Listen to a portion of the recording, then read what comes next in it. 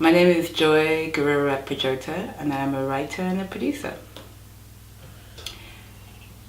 I do participate in the LGBTQ scene in London.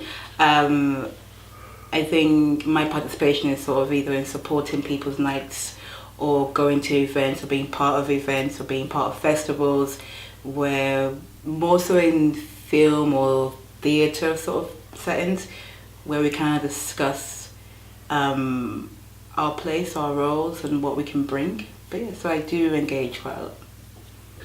I definitely think there's a place for pleasure and erotic. I think it comes down to freedom. It comes down to being able to have a space to do what you want to do in a way that is safe, in a way that you don't feel that you are being judged.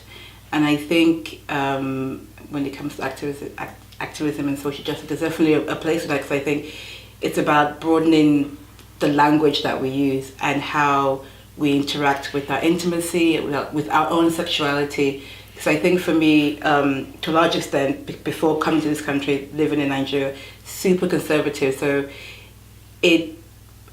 coming here and then engaging with your own sexuality can be kind of hard. Like, can I do that? Can I talk about this? Can I say that?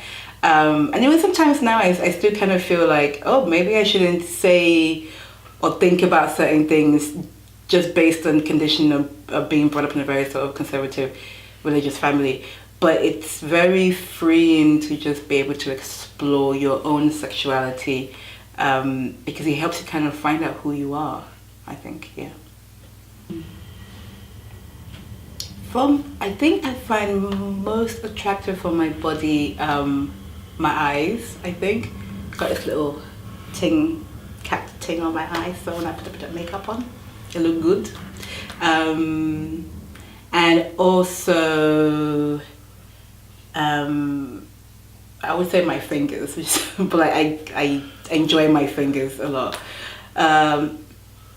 What I think other people find attractive about my body, that's a tough one, you know. I've been told different things. I've been told my breasts. I've been told my eyes.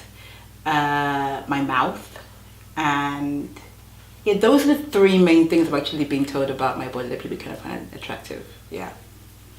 The way I like to approach intimacy in the work that I do is because I don't believe that being like pleasure erotic has to be.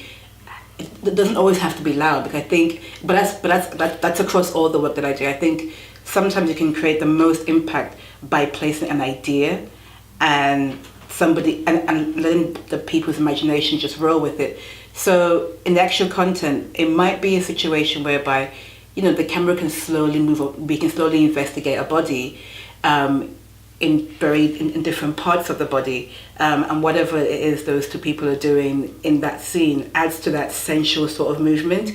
But it's all about how we move the camera, how we break the body up, how we break the face up, how the people are touching.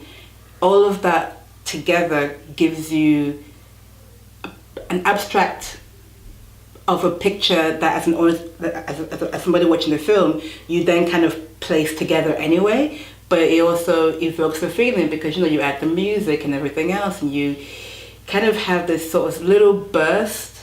But I think that for me is how I like to approach pleasure and intimacy. I think the little bits kind of build and build and build, and it's like a bigger orgasm in the end. Yeah.